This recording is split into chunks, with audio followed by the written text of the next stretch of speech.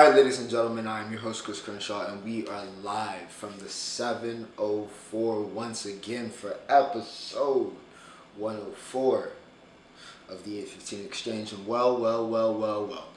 Last week we set the record probably for one of the shortest episodes, if I can pull this up real quick. Probably, 15 minutes. Alright, we had a 15-minute sprint last week.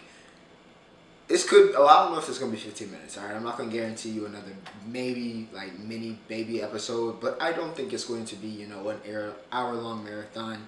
We're dead in the middle of summer, alright? So, we have certain things that are on, like combat sports or the MLB, and certain things that are, off and there's nothing going on.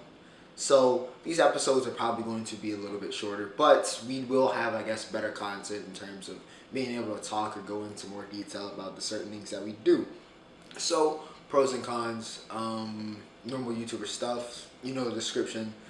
Everything you're looking for is in it. Timestamps, even though, these have been shorter episodes, still timestamps are provided as always. And as always, my social media links are in the description as well.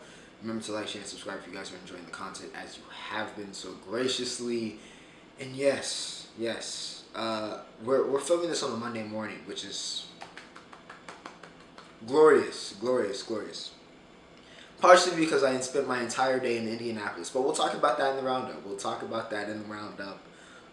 Before flying back that night. But yes, it's like the old times. And like old times, and like we usually do, when it is available, we are going to start off this episode with combat sports.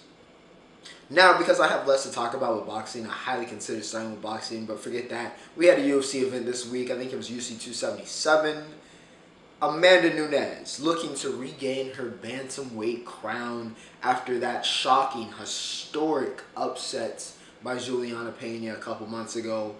Even though I didn't do a prediction for this, I'm going to be completely honest.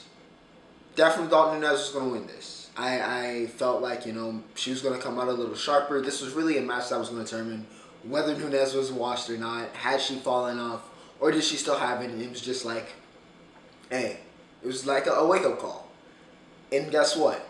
It was a wake-up call. That first fight ended up being a wake-up call because Amanda looked like vintage Amanda. She looked like why she is considered the greatest female mixed martial artist of all time. And yeah, for all intents and purposes, pieced up Juliana Pena, butchered her forehead. But you know what? Pena is tough. It's tough. I will give her that. She is very, very, very, very tough. However, with that said, still, Nunes is on a different level. Looks like the first one was a fluke. But again, like I said, Pena's tough. But Nunes, there was a sequence in this fight where Pena just kind of lost all technique and was throwing and actually somewhat landing on Nunes before Nunes just cocked back an overhand right and just sat Juliana down. And that just kind of summarized the fight, honestly. Nunes dominates. She gets the UD, regains the bantamweight crown, and now she is a two-time double champ. Moving on, we have Brandon Moreno, and I guess it's kind of like the interim title fight. I didn't know they were putting a title on this until literally the week of. But anyways, I guess an interim title fight for the 125 division, because there's a lot of uncertainty, I suppose, about whether Figgy's going up or is Figgy staying down. I think he's going to stay up. I think he's just kind of outgrowing that division. Anyways, Moreno takes on Kai France, and it wasn't a good day for C Kickboxing. We'll talk about that a little bit later, but Moreno took the first 2 rounds. By the way, a great three round fight, because it only lasted 3. It looked like Kai France was starting to turn the tide. KKF was getting a rhythm in that 3rd round before Moreno just sat him down and then finished it on the ground. The assassin baby is literally, him and Figgy are the 1%. It's kind of similar to middleweight, and I guess we'll see what happens with Alex and how he does versus Izzy, but it kind of feels like middleweight where there's 2 guys that are just clearly, or almost even lightweight with Volk and Max. There's 2 guys that are just clearly ahead of everybody else, but they're just kind of going back and forth. All right, we don't know if one guy can beat the other guy, right? So But we've seen Moreno beat Figgy, so it's kind of like, hey, we'll see. Of course, they did that kind of square off with a lot of respect after the fight. Moreno, yeah, he's phenomenal. Fun to watch. He's great for the sport. Brings a lot of Mexican fans to the events. And, of course, he's a beast. He's very likable. But, yeah, Moreno takes out KKF with a KO in round 3. We'll see what happens. We'll see if he sets up that fight versus Figgy or if he gets promoted to full-time champ. Black Beast needs to stop fighting in Texas. When he fights in his home state, it just does not work out. Pavlovich, even though it's because Derek Lewis face planted, which is why that stoppage got called so early. But I would have let it go a little bit. But regardless, that 1 minute that fight lasted was not good for Black Beast. Now, we've seen him come back from a lot, but that was not a good start at all. Pavlovich gets the KO, technically speaking, in round 1 and KOs Black Beast. Black Beast, I don't think he's won.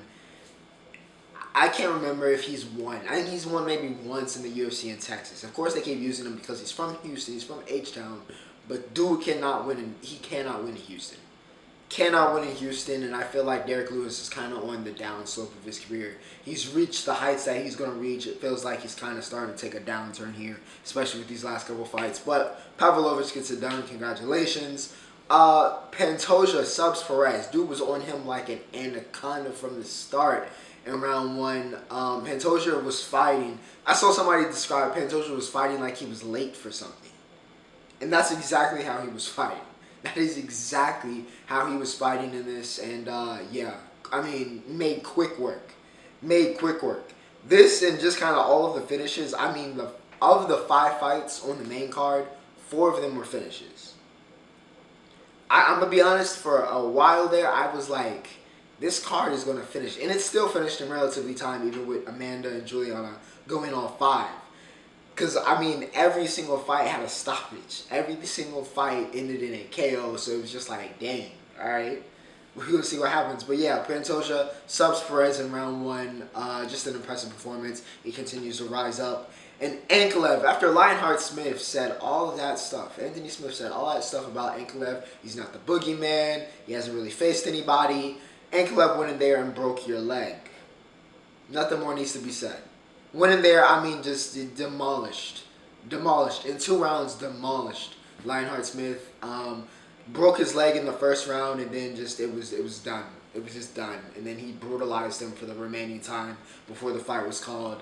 And yeah, best of recovery for Lionheart, but again, relax with what you say. Ankalev is him. Right now, he is him in that heavyweight division, and looks like he might be emerging as that Dagestan'i biggie man that it seems like every division has.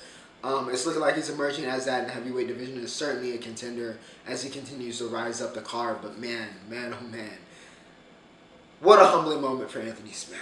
Other stuff on this card, Drew Dober's KO. But that body work, by the way, also on this card, man. But yeah, Dober's looked really good lately.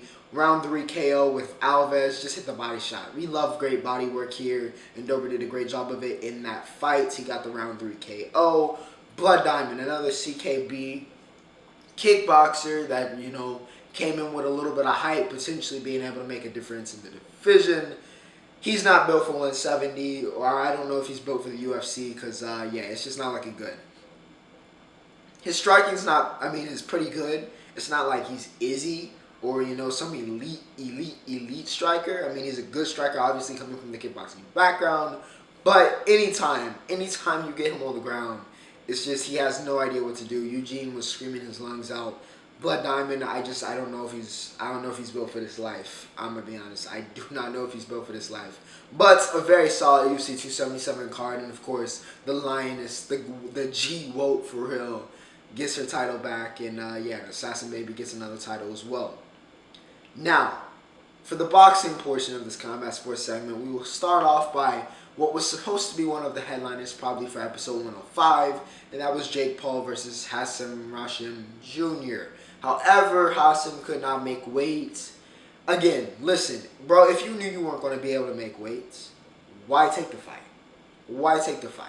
You knew you weren't going to be able to make that, and you still took it anyway, built up all that hype, and it was for nothing. I don't want to hear any excuses. I don't want to hear any of that. If you can't make the fight, Do not accept it. Somebody else could have, but now it just has to be canceled. Whole event has to be canceled. Serrano's fight has to be canceled. All that stuff has to be canceled because you couldn't do your job, and that's really all it is. Not that I'm trying to take Jake's side on this, but you know what? I'm taking Jake's side on this. You couldn't execute your part of the agreement, and you knew you couldn't do it, and you still accepted the agreement anyway. That is scummy. It should be on to the next. It should be on to the next. Please just go fight Tommy overseas. It doesn't matter about fighting him in the States or in New York. Just go fight him in UK. Just go do that. You love being the villain anyway. So, yeah. We'll see what happens with Jake. But, yeah, just a disappointing end to the saga of waiting for his next fight. Danny Swift, former world champion, took on Benavidez, but I'm not talking about David. I'm talking about his brother, Jose Benavidez Jr. He got the UD. Swift like the Swift of old against Benavidez Jr. And, yeah, very, very impressive performance. Just wanted to mention that very briefly. But, yeah, shout out to Danny. Looked very good. Got the UD, so congratulations. We'll see what happens. I don't know if, he's world championship caliber still, but you know what? He showed that he's still amongst the elite in the division, and I will give him a congratulations for that. Now, heading over to entertainment. Yes. We have a sandwich of segments into the roundup. So like I said, it could be long, could be not. We'll see. Anyways, entertainment segment. We got plenty to talk about, literally in everything this week. I watched The Gray Man that came out on Netflix, featuring Ryan Gosling, Chris Evans, Anna de Armas. Oh my goodness. Oh my goodness. She also looks, I'm going to have to, the accent wasn't as sharp as I wanted in the Blonde movie. She's playing Marilyn Monroe. It wasn't as sharp, but you know what? It was a clip. I'll give her a pass. We'll see. But, yeah, she was good she was good in this, honestly. She was very, very good in this as Miranda. It could have been better. I will say that about it. It could have been better. It's an interesting concept, and I'm a sucker for spy movies, but, I'm not going to sit here and be like this was like a world beater of a movie. It was pretty formulaic. But, I wasn't too mad about it. The star power kind of carried the show. Chris Evans was great. Great in this. Just dynamic. But, yeah, it wasn't the greatest movie I've ever seen. Wasn't even the greatest action movie I've ever seen. Fighting sequences were solid, nothing like too crazy. Interesting sets though, that was pretty cool. But yeah, I like the concept. If they make another one, I'm gonna watch it. I give it like a 7 something. It was like a 7.7, right?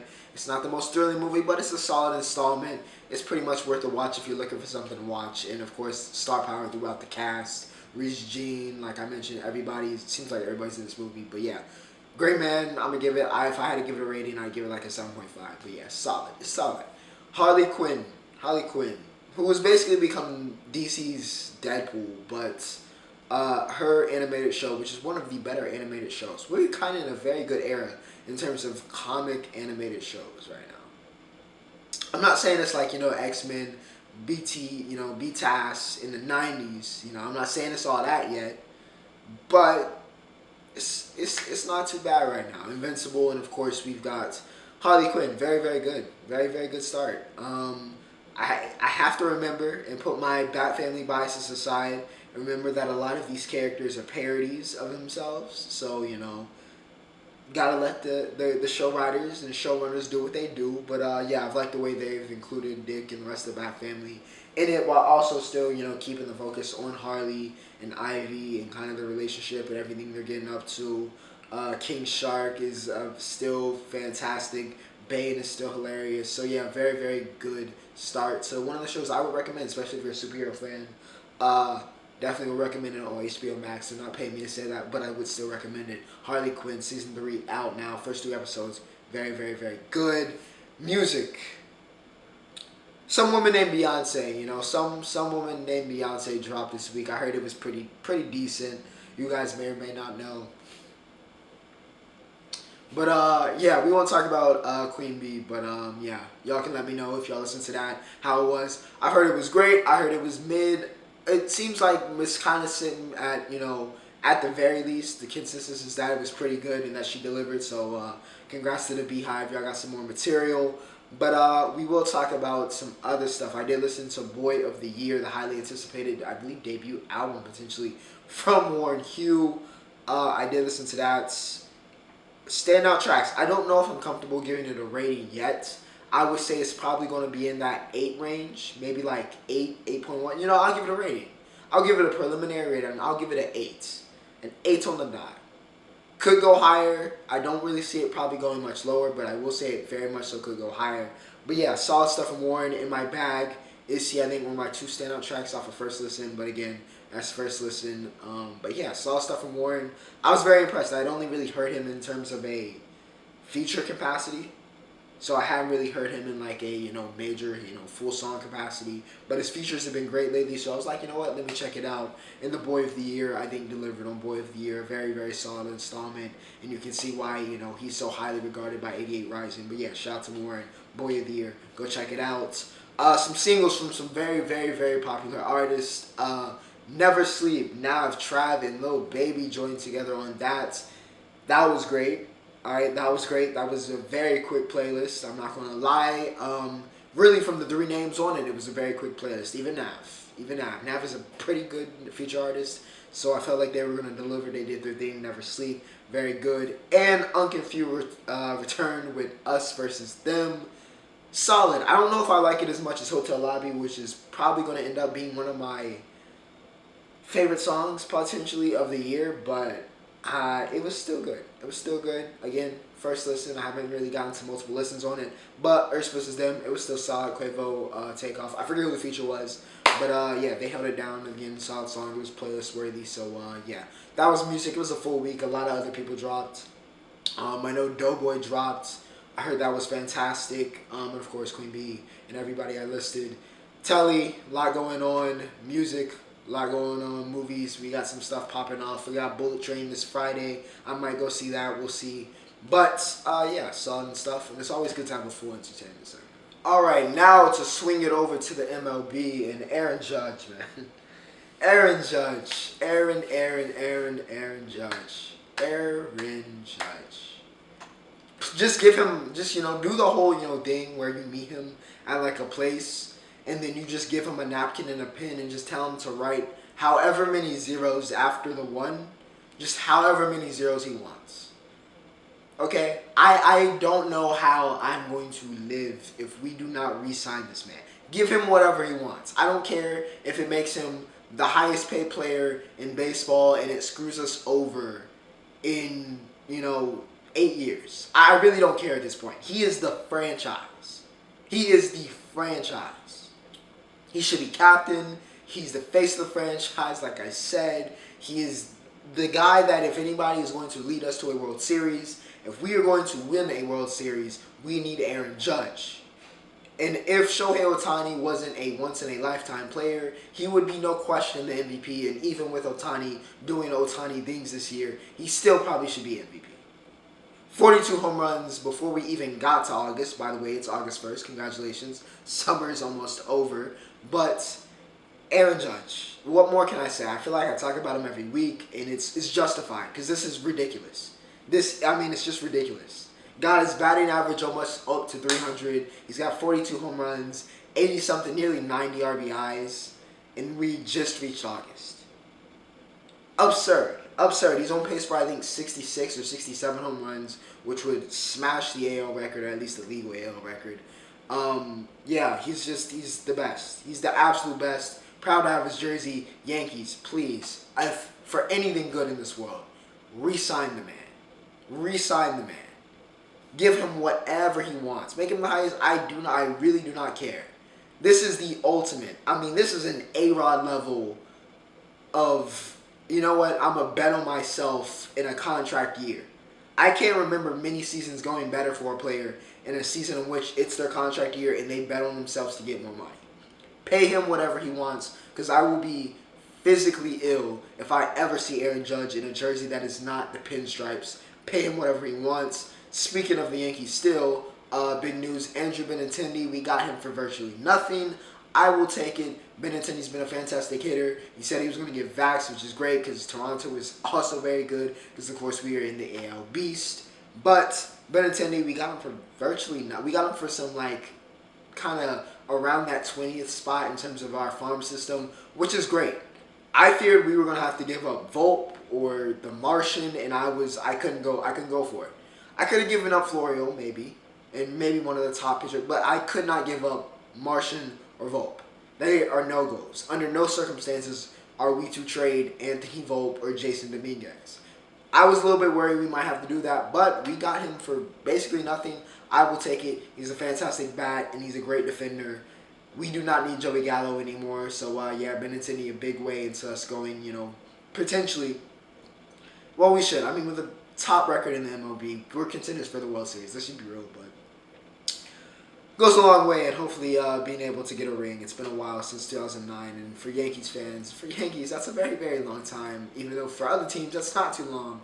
But, hopefully the drought, we can get, keep building to getting that to end. Probably need some pitching help, but I digress. And a lot of people wanted us to get Luis Castillo from the Reds. However, the Mariners did a great job. They've been streaking. However, they are still down by a lot, but they have been streaking. And, of course, Julio Rodriguez potentially injured, got hit in the wrist. But they did get Luis Castillo from the Reds. Not a bad haul for both sides, honestly. Pretty fair trade, in my opinion, though definitely the Mariners getting Castillo is big, especially with the season he was having. And it kind of continues this Cincinnati to Seattle pipeline we continue to see throughout the years. But, Mariners make a big move, get Castillo, and, very good move, very good move. Mariners been playing well, very, very well lately. We'll see if they can keep that momentum going. We'll see if Castillo can keep the level of play he had in Cincy. See if he can keep that in Seattle, and if he can, Mariners, again, can continue to possibly make some noise, continue to hopefully cut down on that lead, and big week for the Yankees in Seattle. Now, with that said, ladies and gentlemen, we have reached the Roundup, and we're going to start off on some more tragic news. NBA icon, NBA legend, NBA all-time great, Bill Russell passed away yesterday. The man who won 11 championships or something as a player, right? Then he won a couple as an exec, won I think 2 as a listen, he is the man most associated with championships in the NBA. I think if you cut the number of championships Bill Russell's won in percentage to the overall championships won in the NBA, I think it's some ridiculous percentage number that's absurdly high for one man. But Bill Russell, one of the greatest players of all time, one of the greatest big men of all time, one of the greatest defensive players of all time. Just an icon. Felt like he was gonna leave. He's one of those guys that felt like he was gonna live forever. But 88. Heart goes out to Celtics. Heart goes out to his family. But you know what? Bill lived a very fulfilling life. And his legacy is something that's not going to be lost or not remembered for a very, very long time. He is going to live on in legacy and in remembrance and for all the memories he gave, a lot of people, throughout the years and just kind of his legacy. Even today, modern NBA fans know who Bill Russell is and know what he's done. So, that's a legacy worth living. And, my condolences goes out to the family and, of course, the family of the Celtics. Ric Flair. I honestly thought I was going to have to do a possible memorial like we just did for the great Bill Russell for the one and only Ric Flair. Back-to-back weeks, by the way, is talking about wrestling. Maybe if you guys want to see wrestling, we'll keep talking about wrestling. But Ric Flair's last match, listen, his canon last match will forever be that WrestleMania match which HBK, as far as I'm concerned. But his official last match was yesterday, and he was fighting demons. He was fighting the gates of, I'm not sure which way he's going, but he was fighting the gates of it, all right? Literally had to be dragged to the finish. I think he said it was easily going to win the Wrestling Observer's most disgusting promotional tactic of the year. So easily. I'm just happy he survived. Because at certain points, it didn't look good. He didn't look good at the end of that. But you know what? He ended up fine, apparently. And hopefully this is the end. Because please, Rick, you do not need to get... I know you love this business. I know you love money. Also, do not ever get back in the ring for a wrestling match. Do not ever wrestle another match. Ever. For everyone else's safety. Besides your own safety, because you clearly don't care. for your daughter's health and safety, for everybody's, just please do not ever step foot in a ring to wrestle again. Please. Nate. Women's Euros. And I have to mention this because, well, first off, it's a pretty good tournament, by the way. But England made it to the final. Was it coming home? Yes, it's coming home. They got the win. Chloe Kelly scores in the 1/10. Chaotic corner, but you know what? Sometimes those are the best. She hesitated with the shirt pull, but yeah, eventually got her iconic moments. And yes, ladies and gentlemen, the Lionesses have delivered. A good week for Lionesses. A good week to be a Lioness with Amanda. And of course, the England's women's national team. Yeah, congratulations. It came home. Football finally came home. England won a major trophy. And so it's amazing. It's amazing. Absolutely amazing. So happy for you. So happy for you. Actually happy for you. Not joking, besides the sarcasm. But yeah, great tournament. They were phenomenal. It just felt like they were the team of destiny in a way, just with the way they were playing and just kind of the way that team came together and the way that generation of players came together. They were just very likable, honestly, in the way they've played during the regular season with their respective teams and the way they came together in the Euros this year. It just felt like it was their tournament to lose, in my opinion, and they got it done. They got it done. Iconic run. He did a huge viewing number in England. So, yeah, congratulations again. Going to help continue to grow the women's soccer game. And, you know, we love that. We love to see it. And, yeah, congrats to England. Congrats to the Lionesses. Tyler Reddick wins at Indy. Now, I spent my entire day on behalf of 2311 Racing at Indianapolis Motor Speedway, one of the most iconic tracks. Also a very massive track. All day yesterday, which was great, by the way. Fantastic experience. Very cool to be at Indy and see everything and see everybody and see the tracks again like I did for Charlotte. But yeah, super cool experience. Would highly recommend it if you can somehow get yourself on the grid and experience the race from that way. It is just, it's different. It's different. But Tyler Reddick had the car. He had the car from the jump. Of course, he was on the pole, but the car was different. The car was just different. He was in his element all Sunday. And I felt like if he got to the front, he was going to win. And despite all the chaos, despite the mess that turn one was and all the chaos and entertainment it provided, Tyler Reddick was still able to hold on and get the job done. So yeah, shout out to Tyler. Also shout out to Bubba for the P5, his highest finish in a road course ever. By the way, continue the momentum of top 10s. We love to see it. The top 5 ended up being 2 future 2311 cars and 3 rookies. So yeah, good week for 2311. A great week for Tyler Reddick. And yeah, shout out to those rookies, Cedric, Gillian, and of course, Mr. Harrison Burton on getting it done at Indy. You know, I wasn't really sold on the road course because, you know, Brickyard was iconic. But it provided some entertainment. It was a solid race, so I can't complain. But yeah, shout out to Tyler. He gets it done. In the Hungarian Grand Prix, Max Verstappen wins yet again. And I feel like the championship is done. It's done. What is Ferrari doing? Why did y'all go to hards instead of mediums like Charles asked? Y'all are breaking this man. He was so hopeful. And y'all just continue to fail him. Y'all are failing him so much. At this point, Mercedes might pass you in the team standing somehow. Like, I do not understand. George Russell, Mr. Saturday, got it done on Saturday, started on the pole. He gets third on the podium. And guess what? Lewis Hamilton, back in form. He gets second on the podium, finishes right behind Max. That was their 31st 1-2 finish. Ties the record, which Lewis previously held, and I guess technically still holds, with his former rival / childhood friend, Nico Rosberg. So, yeah, cool to see that. But, yeah, Max and Lewis, again, continue to build their legacy as probably the two, even though they're separate generations, two of the greatest probably going to end up of all time. Certainly in Lewis, arguably, if not the GOAT, along with Schumacher. And Max, again, continued to build his legacy, possibly as the definitive driver of this generation, pending a certain Charles Leclerc, George Russell, and possibly Mick Schumacher, and whoever else, Starry, who we're about to talk about.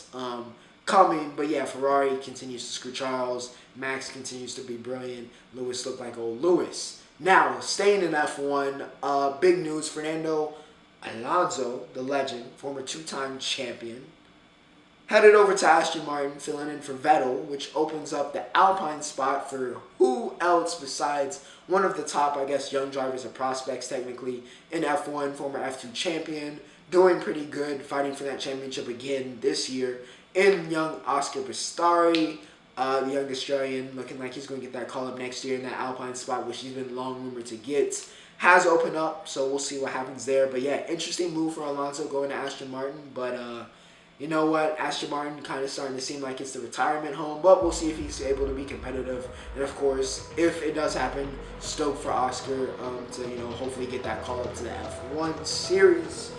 And without further ado, ladies and gentlemen, that is all of my notes for today. And that is all I have to cover. Like I said, still a pretty lengthy episode. It is 30-something minutes, but yeah, nothing too crazy. And yeah, we hit a lot of good topics. And cover what we need to cover for the week. Of course, I will see you next week for episode 105 of the If It's an Exchange. But for now, ladies and gentlemen, I hope you guys enjoyed. And without further ado, Ocho signing off.